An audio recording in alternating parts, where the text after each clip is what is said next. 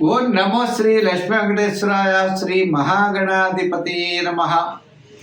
ఉగ్రం వీరం మహావిష్ణుం జ్వలంతం సర్వతోముఖం నృసింహం భీషణం భద్రం మృత్యుర్నమామ్యహం. ప్రేక్షకు నమస్కారాలు తెలియజేస్తూ మనం ఏప్రిల్ మాసంలో ఈ ద్వాదశ రాశులకి ఎలా ఉంటుంది అనే విషయాన్ని మనం స్పష్టంగా తెలుసుకుందాం.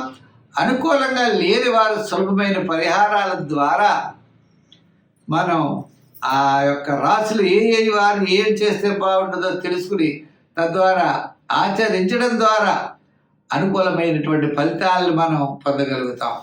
అయితే ముందు సంచారం ఎలా ఉన్నది అన్నట్లయితే వృషభ రాశిలో గురుడు, మిథున కర్కాటక రాశుల్లో కుజుడు, కన్యా రాశిలో కేతువు, మీన రాశిలోనే 4 గ్రహాలు ఉన్నాయి.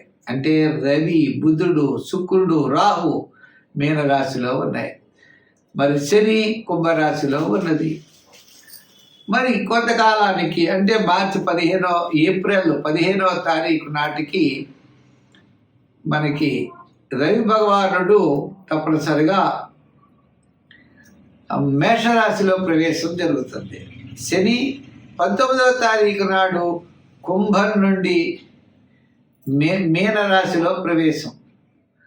మరి ఆ శని భగవానుడి యొక్క ప్రవేశం ద్వారా మకర రాశి వారికి ఏలినాటి శని తగ్గడం, మేషరాశి వారికి శని ప్రారంభం అవడం, వృశ్చిక రాశి వారికి అర్ధాష్టమ శని తొలగడం, ధనుర్రాశి వారికి అర్ధాష్టమ శని ప్రారంభం, కర్కాటక రాశి వారికి అష్టమ శని తొలగడం, సింహరాశి వారికి ప్రారంభం అవుతుంది. కాబట్టి ఈ రాశుల వారు కూడా మనం చెప్పుకునేటప్పుడు ఏమి చేయాలనేటువంటి ఫలితాలు కూడా మనం తెలుసుకుంటూ మరి మనకి ఏప్రిల్ నెలలో మనం యొక్క చేయవలసినటువంటి పనులు తప్పనిసరిగా మనం చేయాలి.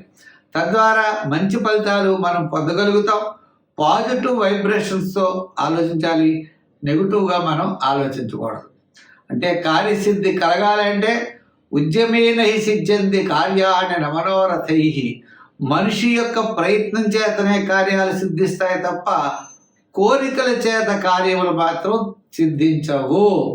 అంచేత ప్రతి ఒక్కరూ మంచి పని చేయండి, మంచిగా ఆలోచించండి, తప్పనిసరిగా విజయం సాధించగలుగుతాం.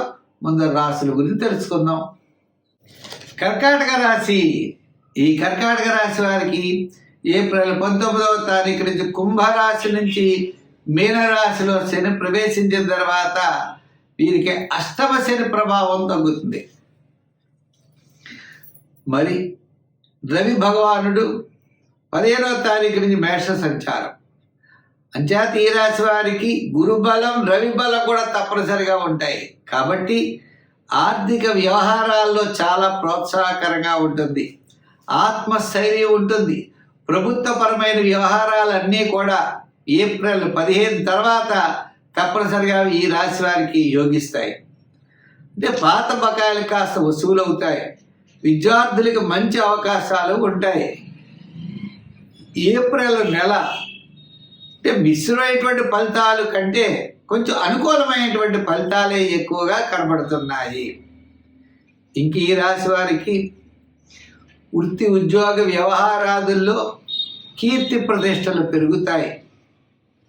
అంతేకాకుండా పాత మిత్రులను కలుసుకుంటారు.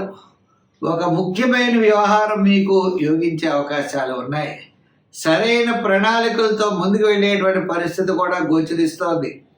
ఆత్మగౌరవాన్ని కాపాడుకుంటూ ఉంటారు. అదేవిధంగా మనోబలంతో మీరు తప్పనిసరిగా విజయాన్ని సాధిస్తారు. మీరు ధర్మ ప్రకారం పెడతారు, ఆ ధర్మం మిమ్మల్ని రక్షిస్తుంది. అష్టమ శని ప్రభావం ఉన్నప్పటికీ అది తొలగిపోయే దశకు వచ్చింది కాబట్టి ఏ రకమైనటువంటి ఇబ్బందులు ఈ రాశి వారికి ఉండవు. అంతేకాకుండా రాజకీయ పరంగా కూడా కాస్త ఆహ్వానాలు కొద్దిగా రండి అని అందుకుంటారు. వృత్తుల్లో డెవలప్మెంట్స్, వ్యాపారంలో ఆర్థిక ప్రోత్సాహం ఖచ్చితంగా ఈ రాశి వారికి కనబడుతున్నాయి. విద్యార్థులకు కూడా మంచి ఫలితాలు ఉంటాయి. వారు కూడా చాలా అనుకూలమైనటువంటి విధంగా పరీక్షలు రాసేటువంటి పరిస్థితులు కనబడుతున్నాయి. మరి సంఖ్యల్లో ఎక్కువగా 2, 7 ఎక్కువగా వాడండి. రంగుల్లో తెలుపు, ఎరుపు వాడండి. స్తోత్రాల్లో హనుమాన్ చాలీసా ఎక్కువగా పఠించండి. సుందరకాండలో ఉన్న శ్లోకాన్ని పఠించండి. మంగళవారం అప్పాలు స్వామికి నైవేద్యం పెడుతూ ఉండండి. శనివారం నాడు తప్పనిసరిగా నువ్వు పప్పు ఉండలని చేసి కాకి ఆహారంగా శని భగవానుడు తొలిగే వరకు కూడా తప్పనిసరిగా పెట్టండి. ఈ విధంగా చేయడం ద్వారా ఏప్రిల్ నెల మీకు చాలా ప్రోత్సాహకరంగా ఉంటుంది. మరి రంగుల్లో కూడా అనుకున్నాం, తెలుపు, గోల్డ్ కలర్ కూడా ఎక్కువగా వాడుతూ ఉండండి. మంచి ఫలితాలు ఉంటాయి. స్వస్తి. సింహరాశి. ఏప్రిల్ నెలలో సింహరాశి వారు జాగ్రత్తలు అనేవి తప్పనిసరిగా తీసుకోవాలి. ఎందుచేత అంటే మరి వీరికి అష్టమంలో గ్రహాలు ఉన్నాయి. అష్టమంలో రవి, బుధుడు, శుక్రుడు, రాహు, అష్టమంలో 4 గ్రహాలు ఉన్నాయి. శని కూడా 19వ తారీఖు నుంచి అష్టమ శని ప్రారంభం అవుతుంది ఈ రాశి వారికి. మరి గురుడు కూడా గురుడు మారుతాడు. మారినప్పటికీ కూడా ప్రస్తుతం అయితే పెద్దగా అనుకూలంగా లేదు. కుజుడు ఒక్కడే కాస్త అనుకూలమైనటువంటి వాతావరణం కొంతవరకు కనపడుతుంది. తదుపరి మరి 15వ తారీఖు తర్వాత మేషరాశిలో రవి సంచారం. ఈ గ్రహాల యొక్క పరిస్థితి వ్యతిరేకమైన ఫలితాలు ఇచ్చేటప్పుడు చాలా నిదానముగా ముందుకు వెళ్ళాలి. ఏ పని చేసినా బంధుమిత్రుల యొక్క సలహాలు తీసుకుంటూ ముందుకు వెళ్ళాలి. ఆర్థిక వ్యవహారాల్లో అవని. ఉద్యోగస్తులు వ్రాత పనుల్లో జాగ్రత్తలు తీసుకోవాలి. అధికారులతో నిదానంగా ఉండాలి. రాజకీయ నాయకుడు సభలు సమావేశాల్లో అవ్వచ్చు. వృత్తులు వారు ఆయా వృత్తులు చేసేటప్పుడు తగినటువంటి శ్రద్ధ తీసుకోవాల్సినటువంటి అవసరం ఉన్నది. మనం ఈ పనులన్నీ అయిపోతాయి అనుకుంటాం, అన్ని పనులు ఆలస్యం అవుతూ ఉంటాయి.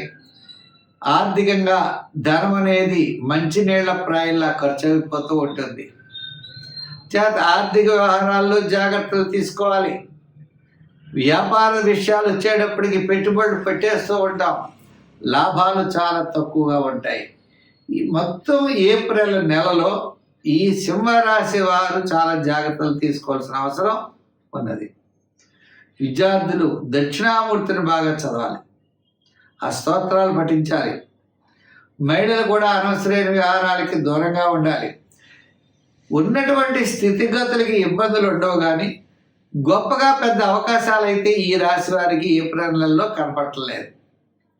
అయితే మనం ఏం చేయాలి అంటే నవగ్రహ ప్రదక్షిణ చేయాలి. నవగ్రహాల్ని ప్రదర్శన చేస్తూ చుట్టూ ప్రదక్షిణ చేయడం, నవగ్రహ స్తోత్రాలను పఠించడం, 1, 7 సంఖ్యలు వాడుతూ ఉండడం, రోజు శివాలయానికి వెళ్ళి శివ దర్శనం చేయడం చాలా అవసరం. అంతేకాకుండా మనకి శని భగవానుడు కూడా 19వ తారీఖు నుంచి అష్టమ శని కాబట్టి ఇటుపైన తప్పనిసరిగా శని స్తోత్రం ప్రతిరోజు చదువుకుంటూ శనివారం నియమం పాటిస్తూ ముందుకు వెళ్ళాలి. అవకాశం ఉన్నప్పుడు తిలదానం చేయడం, చిమినీ వంటలు తయారు చేసి కాకులకి ఆహారంగా పెట్టడం, ఇటువంటి పనులు చేయడం ద్వారా మీకు అన్నింటి విజయాన్ని మీరు తప్పనిసరిగా సాధించగలుగుతారు.